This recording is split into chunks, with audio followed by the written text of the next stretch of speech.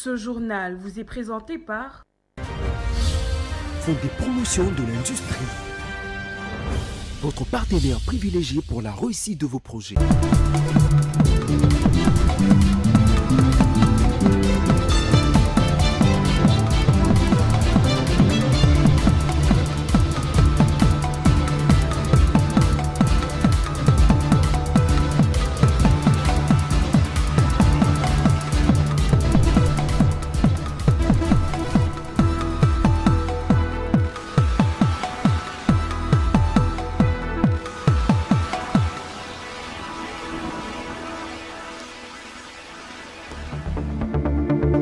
Affaire Boukangalonzo, demain le 14 mai, la Cour constitutionnelle rendra son verdict impliquant l'ex-premier ministre Matata Ponyo, un procès à forts enjeux sur fond de tension entre le président de l'Assemblée nationale et celui de la Cour constitutionnelle. Vous aurez les détails dans ce journal. Malgré les efforts pour que la paix regagne l'Est de la RDC pendant ces temps, les combats ont repris et les rebelles se repositionnent dans plusieurs localités qu'ils ont conquises. Et à l'international, à l'issue du premier sommet de l'ASLECAF autour du commerce numérique, il en ressort un message fort. L'Afrique peut construire une économie numérique prospère, inclusive et qui lui assure une place de leader mondial en matière d'innovation, de résilience et d'intégration. C'était là les sommaires. Mesdames et messieurs, bonsoir et bienvenue dans ce journal. Commençons avec cette information. L'Est de la RDC entre le processus de paix et la poursuite de la guerre. Un flou total règne au moment où à Doha et à Washington, les pourparlers sont au point mort. Les combats ont repris insidieusement. Les rebelles se repositionnent dans plusieurs localités qu'ils ont conquises. On n'est pas encore sorti de l'auberge, nous a dit Nikez Kibelbel, expert des questions sécuritaires. Ils sont allés au front et ils renforcent les positions et même en suivant les communiqués du 2 mai 2025, le communiqué signé par le lieutenant-colonel Makazukai, porte-parole de Sukola 1. Ce communiqué dénonce le cessez-le-feu, la violation de cessez-le-feu. Ce communiqué dénonce ou annonce que le M23 a repris la guerre et a même conquis la localité de Lunyasenge, le long du lac Albert, dans le territoire de Lubero. Et deux autres localités ont été aussi conquises par le M23. Donc, lorsqu'ici on tergiverse, lorsqu'ici on tourne en rond sur le terrain, le FRDC qui respecte les cessez-le-feu, le M23 ne l'entend pas de cette oreille et continue à prendre des localités. Donc, la situation, elle est toujours compliquée. On ne sort pas encore de l'auberge. Bref, ce que nous pouvons dire, il n'y a rien de nouveau sous le soleil dans ces conflits parce que depuis 30 ans, le Rwanda accuse les mêmes accusations sur tous les gouvernements congolais qui se sont succédés, les mêmes accusations aujourd'hui qu'on met sur le dos de Tshisekedi et aujourd'hui, on ne sait pas avancer. Doha est presque bloqué, Washington est presque bloqué. Nous devons encore attendre presque 2 mois pour que les espoirs puissent revenir. Dans l'entretemps, l'aéroport international de Goma n'est pas opérationnel, l'aéroport de Kavumu à Bukavu n'est pas opérationnel, l'aide humanitaire ne peut pas arriver. On est en train de vivre un peu cette situation de Gaza bis au niveau de l'Est de la République démocratique du Congo. Et pour approfondir davantage sur ce sujet, nous avons un intervenant ce soir. Il s'agit de Patrick Ilunga qui est avec nous sur ce plateau. Bonsoir à vous. Bonsoir Damani Mujinga, bonsoir également à tous nos téléspectateurs. Patrick Ilunga, au regard de ce qui se passe actuellement à l'est de la RDC avec notamment la reprise de combats dans plusieurs localités, peut-on dire que le processus de Doha et de Washington sont dans l'impasse ? Bon, on peut dire ça parce que d'abord à Washington, on va dire que la RDC et la partie rwandaise étaient censées déjà signer un accord de paix le 2 mai. Et finalement, bon, ça a été repoussé jusqu'au 15 juin. Au 15 juin, ils sont censés, c'est-à-dire la RDC et le Rwanda sont censés signer un accord de paix devant Donald Trump. Ce sera selon le programme à la Maison-Blanche, dans le bureau ovale du président américain, donc avec comme témoin le président Donald Trump, qui est très optimiste sur cette question, sauf que, bon, on voit que sur le plan pratique, sur le terrain, ce n'est pas forcément ça.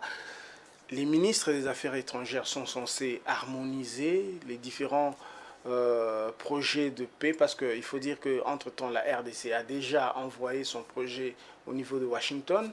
Le Rwanda aussi a déjà envoyé au niveau de Washington. Mais sur le plan pratique, même du point de vue de la rhétorique, on sent qu'il y a quelque chose qui ne va pas. Parce que la rhétorique guerrière, elle est encore là. Si on doit aller du côté de Doha, il y a quelques jours, au mois de mai, je crois, au mois d'avril, ça doit être le 18, si je ne me trompe pas de date, la RDC avait signé, on va dire, un préaccord ou bien un engagement pour aller d'abord à la trêve avant d'aller au cessez-le-feu avec les rebelles eux-mêmes. Même lorsqu'ils disent qu'on doit d'abord faire trêve, ensuite cesser le feu et cesser le discours de haine, tout ce qu'il y a comme soutien aux groupes armés, mais dans les faits, ça n'a pas beaucoup changé.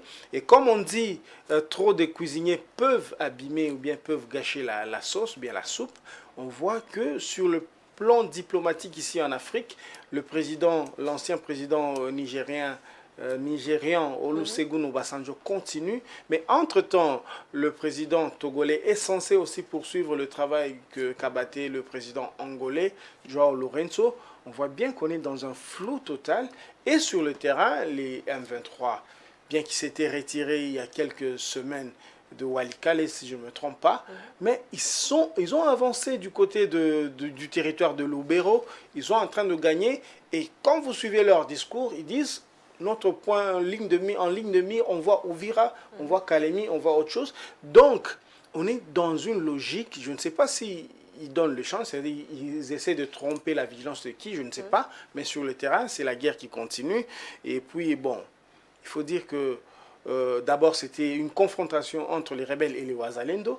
Maintenant, on a suivi que depuis le début, même le colonel Marc Azukai, qui est le porte-parole dans l'opération, on l'appelait l'opération Sokola, a dit clairement que bon, les rebelles continuent à violer le cessez-le-feu. Cette fois-ci, les FARDC vont réagir. Donc, on est revenu dans la logique. Et quand vous suivez même notre expert Kibelbel, ils disent les soldats qui étaient visibles à Bukavu, à Goma, les soldats des rebelles étaient visibles à Bukavu, à Goma, on ne les voit plus.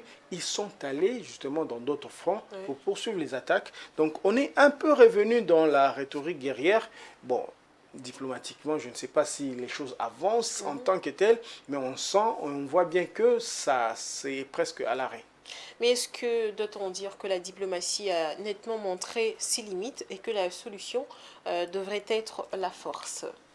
Bon, il faut dire qu'il y a quelques années, la présidente je crois, la représentante du secrétaire général de l'ONU, la chef de la MONUSCO, avait clairement dit qu'il faut vaincre les rebelles militairement d'abord, parce que à chaque fois qu'il y a engagement de cessez-le-feu, le cessez-le-feu est d'abord violé. Mais au-delà de cessez-le-feu, on voit qu'ils sont campés sur leur position.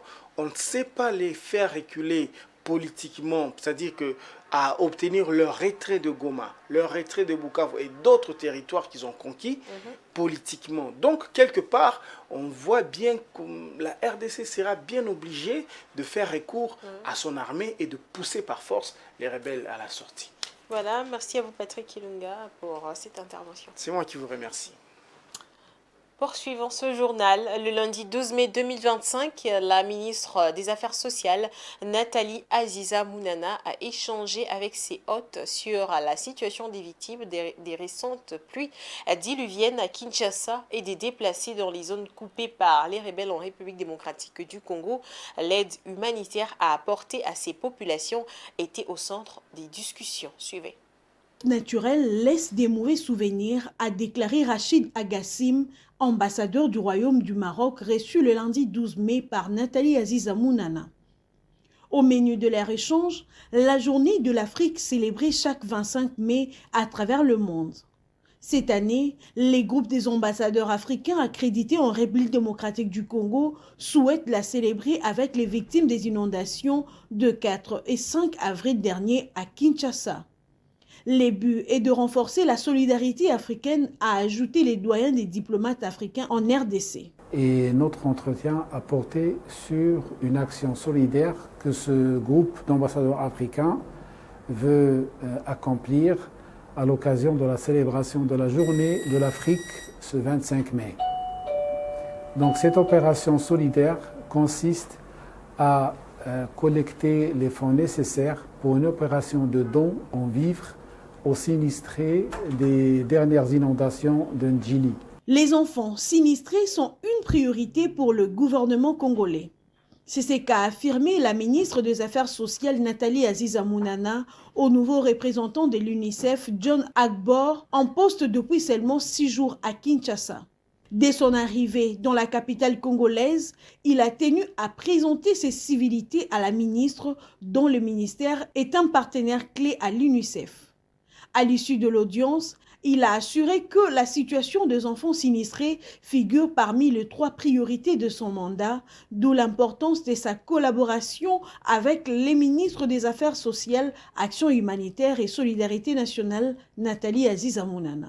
La protection de l'enfance, donc comme son ministère est le lead dans tout ce qui est protection de l'enfance, on a revu un peu la situation de l'enfant en RDC, et les actions que le gouvernement est en train de mener et comment l'UNICEF peut accompagner un certain nombre de ces actions. Notons également que Hans Dans, directeur général adjoint et officier en chef chargé des opérations à la Direction générale européenne de la protection civile et des opérations d'aide humanitaire, a été le premier à être reçu par la ministre ce lundi au centre des échanges, la question de l'aide humanitaire aux déplacés des guerres. Hans Dans a réaffirmé l'engagement de son institution à ne pas abandonner les financements destinés aux sinistrés, mais au contraire, à maintenir les niveaux d'aide actuels. Et puis le vice-premier ministre, ministre de l'Intérieur, Sécurité, Décentralisation et Affaires coutumières, Chabani Luko, est arrivé ce 12 mai dans la province du Congo pour lancer 2 initiatives majeures, dont l'opération Ndobo, visant à mettre fin à l'insécurité. Lors de son séjour dans la province, il a exhorté les responsables des quartiers à s'impliquer aux côtés de la police pour renforcer la sécurité locale. Patience Lokeke. Arrivé lundi 12 mai à Kenge, dans la province du Kwango, le vice-premier ministre et ministre de l'Intérieur, Jacquemain Chabani, procédera ce mardi 13 mai au lancement de 2 grandes initiatives majeures, la vulgarisation de textes légaux relatifs à la création, l'organisation et au fonctionnement des comités provinciaux et locaux de sécurité et le lancement de l'opération Ndobo visant à lutter contre l'insécurité, notamment liée au phénomène Mabondo, au banditisme urbain et à restaurer l'autorité de l'État dans cette province. L'objectif est d'impliquer activement les citoyens dans la gouvernance sécuritaire, conformément à la vision du chef de l'État Félix Tshisekedi.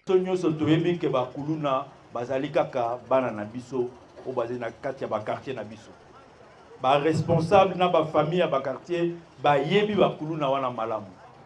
Toko gérer bango mieux avec la police, soki ba leader ya ba quartier baza impliqué na gouvernance sécuritaire, na prise à ba décision, ba robana na kopesa toli na bana wana, soki bana wana bazo continuer na mubulu, ba kosali sa police.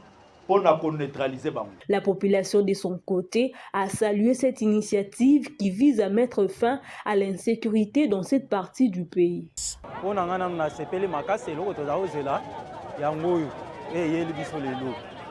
Chef de riz. Mutu na ngai evimba ka makasi na kolobela population na musalo ya mabeau bazali ko sala. Ozoyo kana nous na nga ndenge ezikaki. On a lobaka maintes fois ba jeune botika mobulu. Mboko yo bato ko bongisa ngo biso moko. balipeta kobebisa yango biso moko malamu tobongisa yango ke tobebisa yango lokola tomoni opération eye tosepeli makasi mpona opération oyo tosoutenir yango mpena nzambe azwa lokumu mwana oyo ayokaka te mwana azosepela na vie ya balabala vie ya désordre faut kodénoncer l'état tia maboko mpo l'état encadré. C'est ça. Bien avant cela, le vice-premier ministre, ministre de l'Intérieur, s'est recueilli devant le monument de la femme pleureuse en mémoire de martyrs tombés lors de l'entrée de l'AFDEL. Notons qu'une réunion élargie du comité provincial de sécurité a eu lieu, suivie d'une parade policière.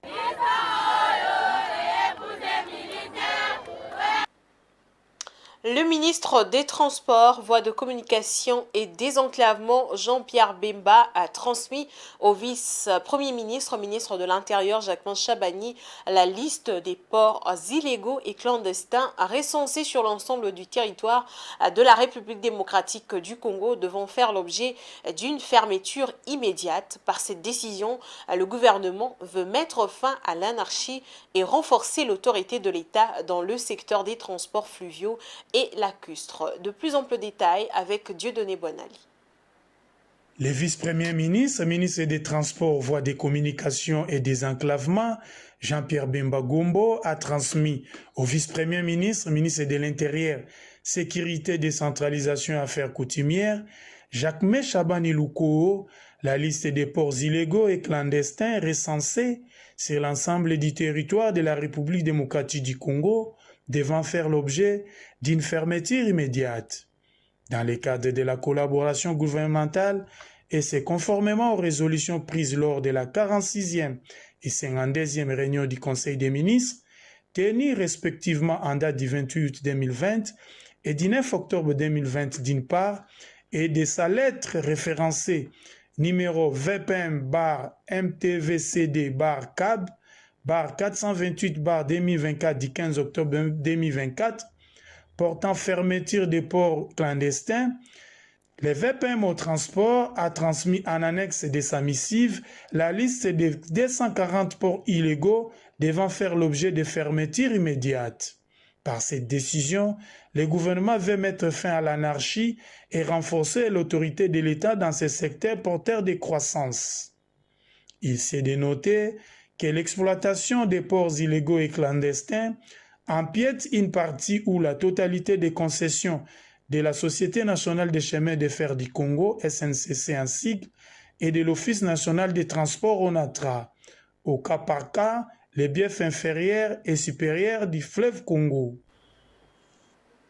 Demain, le 14 mai, la Cour constitutionnelle rendra son verdict dans l'affaire Boukangalonzo impliquant l'ex-premier ministre Matata Ponyo, un procès à forts enjeux sur fond de tension entre le président de l'Assemblée nationale Vital Kamerhe et le président de la Cour constitutionnelle Dieudonné Kamulita. Rachel Misenga. La Cour constitutionnelle s'est prononcée mardi 14 mai sur le procès de l'ancien Premier ministre Matata Ponyo, poursuivi pour sa gestion du projet agro-industriel de Boukangalonzo. Accusé des négligences coupables ayant conduit à l'opacité dans les finances publiques et à la surfacturation de biens et services, Matata comparé avec deux co-accusés. L'affaire entamée en 2021 a connu plusieurs revirements judiciaires. D'abord jugée incompétente, la Cour constitutionnelle s'est finalement déclarée compétente un an plus tard, en novembre 2022, alimentant les critiques sur l'instabilité de sa jurisprudence. Ces retournements a relancé un procès aux allures de bras de fer politique. À l'approche du verdict, les tensions entre l'institution se sont durcies. Vital Kamerhe, président de l'Assemblée nationale, a adressé une lettre officielle à Dieudonné Kamulita, président de la Cour constitutionnelle, dénonçant une violation de droits de Matata Ponyo. Selon lui, aucune levée d'immunité parlementaire n'a été sollicitée, ce qui entacherait la régularité du procès. La réplique de Kamuleta a été ferme. L'affaire étant pendante depuis 2022 et Matata ayant déjà comparu, la Cour reste compétente pour juger sans nouvelle procédure de levée d'immunité. Cette joute épistolaire a intensifié les crispations. L'Association congolaise pour l'accès à la justice a pris position en appelant au respect de l'indépendance du pouvoir judiciaire tout en dénonçant les interférences politiques dans les affaires judiciaires en cours. Les verdicts attendus demain est crucial. Une condamnation de Matata pourrait être interprétée comme un geste fort contre la corruption, mais elle risquerait aussi de renforcer l'idée d'un procès de motivation politique. En revanche, un acquittement alimenterait les accusations d'une justice instrumentalisée ou soumise aux pressions politiques. Quoi qu'il en soit, les bras de fer entre la Cour constitutionnelle et l'Assemblée nationale soulèvent une question de fond. Que se passera-t-il demain, que Matata Ponyo soit condamné ou non? L'équilibre entre les institutions survivra-t-il à cette épreuve de vérité? Autre chose à présent, le journalisme traditionnel est appelé à se restructurer à l'ère de l'émergence de l'intelligence artificielle. C'est l'une des conclusions du colloque organisé par le laboratoire de recherche en sciences de l'information et de la communication l'ARISCOM sur les défis que pose l'intelligence artificielle au journalisme traditionnel. Les débats ont rassemblé professeurs d'université, experts en numérique, journalistes et décideurs politique. Suivez ce reportage. L'intelligence artificielle dans le domaine de la communication se pose comme un véritable concurrent au journalisme traditionnel. Désormais, des machines prennent la plume et rédigent des contenus de presse à la vitesse grand V et les publient. Une révolution qui exige des humains d'acquérir de nouvelles aptitudes afin de faire face aux robots journalistes. Aujourd'hui, on n'a pas seulement besoin des reporters simples ou des gens qui savent s'adapter au genre journalistique, mais il faut aussi des journalistes qui savent programmer des logiciels spécifiques, qui savent détecter les fake news, les deepfakes et ainsi de suite, pour que les gens, quand ils informent, il y a des nouvelles, qu'ils puissent savoir que non, ça c'est vrai, ça c'est faux, et comment par exemple automatiser l'information. Donc aujourd'hui nous parlons des robots journalistes, nous parlons par exemple des machine learning, des algorithmes qui savent mieux étudier et puis produire des informations. Nous parlons des data journalisme.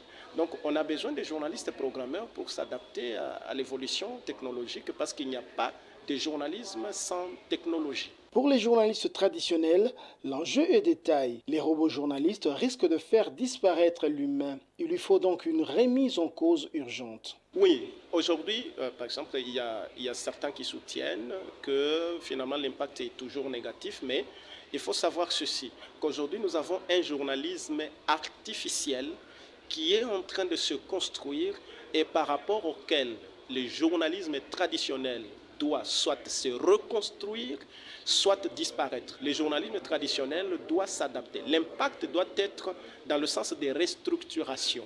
L'intelligence artificielle, il faut comprendre qu'on vit avec et que le journaliste doit plutôt se restructurer. Non pas disparaître, mais se restructurer. S'il ne le fait pas, en tout cas dans les prochaines années, le journalisme traditionnel sera condamné à disparaître. Quoique l'intelligence artificielle constitue un concurrent coriace, certains experts du numérique soutiennent que les humains peuvent encore reprendre la main en produisant du contenu exclusif qui soit truffé des détails. Des études affirment qu'au-delà du domaine de la communication, d'ici quelques années, plus de 300 millions d'emplois dans le monde pourraient être automatisés grâce aux outils de l'intelligence artificielle.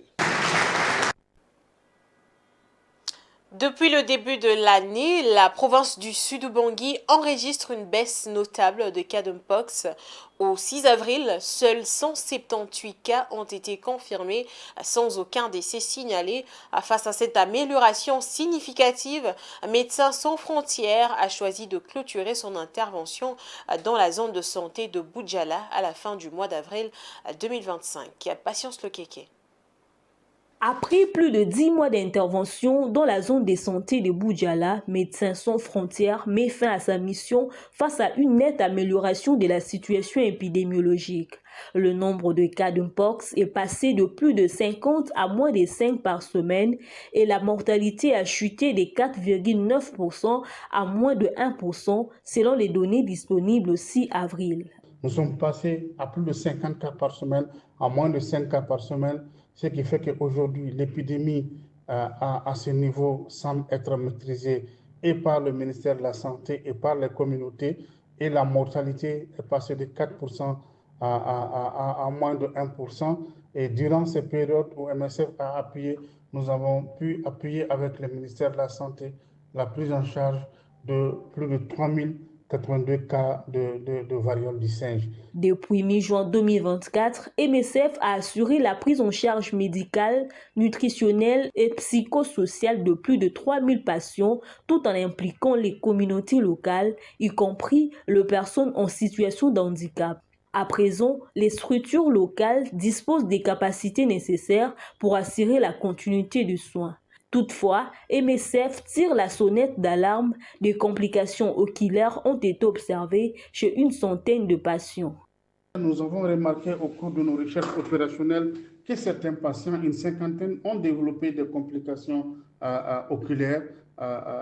Ces complications oculaires sont aujourd'hui des manifestations qu'on ignorait presque de cette maladie, mais il sera très important pour les autorités, pour la communauté et pour les patients de continuer à accéder aux structures de santé pour le suivi de ces complications. L'organisation invite les autorités à renforcer la surveillance sanitaire et à rester vigilantes. Elle poursuit par ailleurs son soutien dans d'autres régions touchées par des épidémies, notamment la rougeole au nord Ubangi. La santé de la peau des enfants joue un rôle crucial dans leur bien-être général. Une mauvaise hygiène cutanée peut avoir des conséquences physiques importantes. Dans ce contexte, le docteur Olivier Kazadi partage des conseils essentiels pour assurer une bonne hygiène de la peau chez les plus jeunes afin de prévenir les problèmes dermatologiques et favoriser une peau saine dès le plus jeune âge. La peau est la première barrière de protection contre les infections et les maladies. Une mauvaise hygiène cutanée, en particulier chez les enfants, peut entraîner de graves conséquences. Parmi celles-ci, des irritations, des rougeurs, des démangeaisons ainsi que l'apparition de boutons. Voici un aperçu des conséquences principales et des bonnes pratiques à adopter pour entretenir la peau des enfants. Conséquences de la mauvaise hygiène de la peau chez les enfants. Premier point, infection cutanée. Qui dit infection cutanée, comme les impétigos, mycoses, furoncles ou eczéma infectés.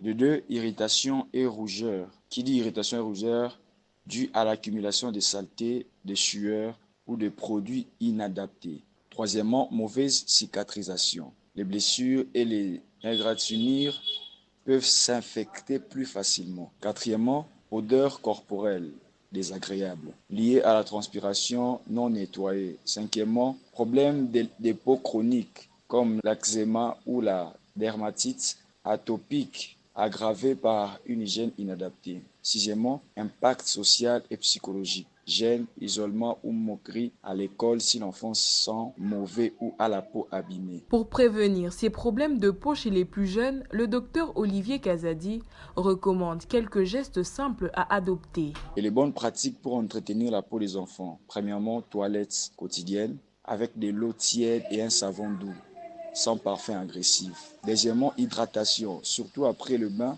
avec une crème adaptée à la peau sensible de l'enfant. Troisièmement, vêtements propres et en coton. Changer régulièrement pour éviter les irritations. Quatrièmement, coupe régulière des ongles pour éviter les griffures et les infections. Cinquièmement, protection solaire. Crème solaire adaptée en cas d'exposition au soleil. Sixièmement, surveillance des plis cutanés. Bien sécher les aisselles, l'aine et le cou et derrière les oreilles pour éviter les macérations. Septièmement, éviter les bains trop longs ou trop chauds qui peuvent dessécher la peau.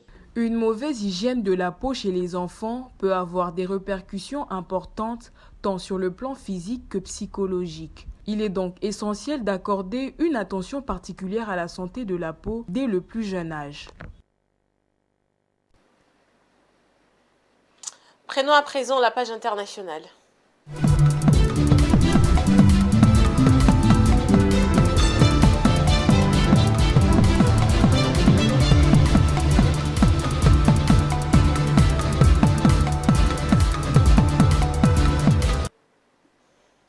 L'Afrique peut construire une économie numérique prospère, inclusive et qui lui assure une place de leader mondial en matière d'innovation, de résilience et d'intégration.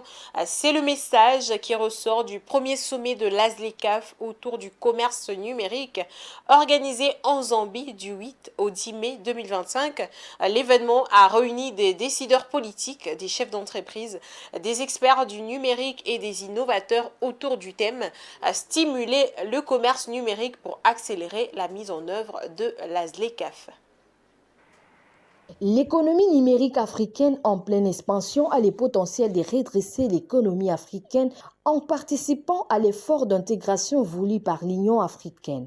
À l'occasion du premier forum sur le commerce numérique et les services dans le cadre de la zone de libre-échange continentale africaine tenu en Zambie du 8 au 10 mai 2025, les dirigeants ont indiqué que de nombreux restes de défis à relever pour réaliser les potentiels du commerce numérique. Seulement 37% des Africains avaient accès à Internet en 2024, avec 28% des zones rurales couvertes par le haut débit selon la BAD. L'adoption du protocole sur les marchés numériques marque ainsi une étape transformatrice vers la réalisation de la vision d'une Afrique économiquement intégrée. Selon un rapport de la Commission économique pour l'Afrique, les commerces numériques transfrontaliers africains pourraient représenter 180 milliards de dollars en 2025, soit 5,2% du PIB du continent, et atteindre 712 milliards de dollars d'ici 2050, représentant 8,2% du PIB. Pour concrétiser ces chiffres, les experts estiment qu'il faut avant tout mettre en œuvre un cadre légal commun devant permettre au secteur privé d'échanger avec les gouvernements. Adopté en février 2024 lors de son 38e sommet de la conférence des chefs d'État et de gouvernement de l'Union africaine, les protocoles sur le commerce numérique viennent d'intégrer 8 annexes qui comprennent des textes relatifs à la propriété intellectuelle ou encore aux industries créatives, marquant ainsi l'achèvement de l'architecture juridique globale du commerce numérique intra-africain. Suivons à présent la revue de presse dans une sélection et commentaires de Don Momat.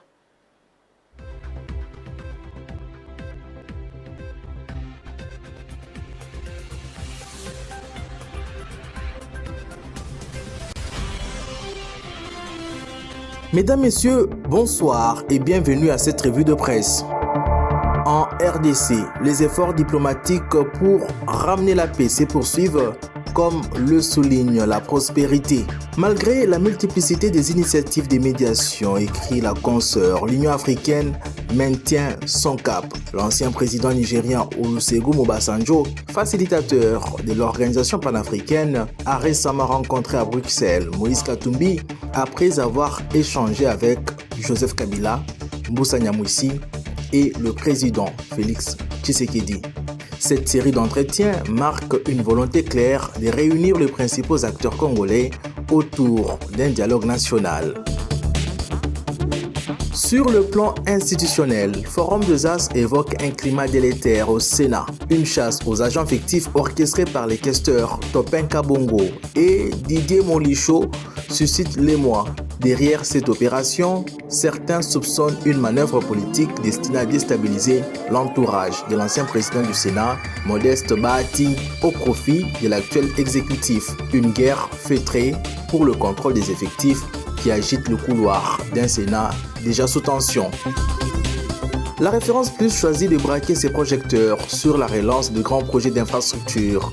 Le journal salue la réactivation du chantier de la centrale hydroélectrique de Grand Katende au Kasaï central, resté à l'arrêt pendant près d'une décennie. Ces projets désormais soutenus par un financement conjoint du gouvernement et des deux partenaires privés. La cérémonie de lancement organisée à Kinshasa a permis de présenter le périmètre technique du projet Renchéri Congo Nouveau, incluant la structuration du financement, le cadre méthodologique, les éléments de construction du barrage, des lignes de transmission, ainsi que le phasage et les modalités d'exécution. À l'issue de cette étape, les entreprises seront progressivement déployées sur le site de Katende en vue d'une relance formelle de travaux. tempête des tropiques signale de son côté la paralysie partielle des activités au port public de Kalemi dans la province du Tanganyika. Des camions s'embourbent sur des routes rendues impraticables par les inondations du 6 mai. Les services portuaires eux aussi tournent au ralenti selon le commissaire Lacustre. Dans une tonalité plus dramatique, Info 27 attire l'attention sur le drame humain survenu à Kasasa au sud Kivu, où une pluie diluvienne a fait plus de 110 morts. Les tabloïds dénoncent un défaut criant de prévention et d'aménagement du territoire. La catastrophe, selon ce journal, ne peut être imputée à la seule nature, mais à l'inaction de l'État face aux vulnérabilités connues des zones exposées. Encore une fois, la pluie tue et l'oubli menace le survivant. Comme en réponse à l'inaction du gouvernement dans le drame de Kasasa, à Kinshasa, le phare revient sur l'offensive urbanistique lancée par l'hôtel de ville de Kinshasa. Depuis avril, les démolitions d'ouvrages construits illégalement se multiplient. Dernier en date, un immeuble de 3 étages en construction situé dans la commune de Ngaliema. Des habitations précaires installées sur le berge de la rivière Mayantaba ont également été rasées. Cette campagne, conduite avec détermination, vise à récupérer les espaces publics envahis, mais suscite aussi des interrogations sur les critères de sélection des sites ciblés. Ainsi se referme cette revue de presse. Merci de votre attention. À la prochaine.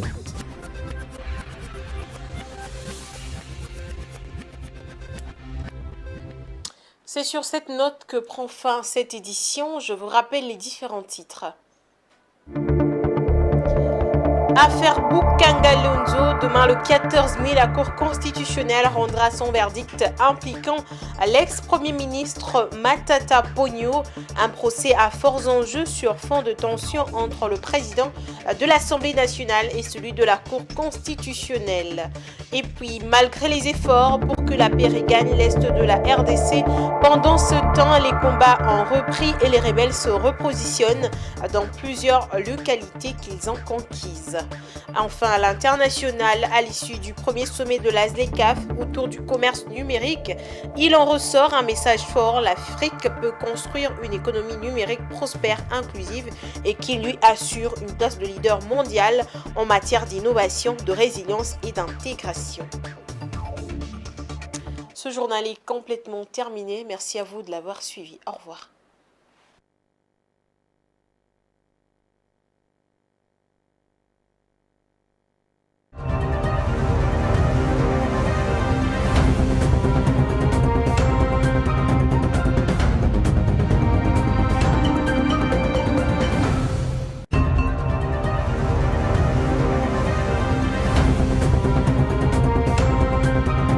Ce journal vous a été présenté par Fonds des promotions de l'industrie.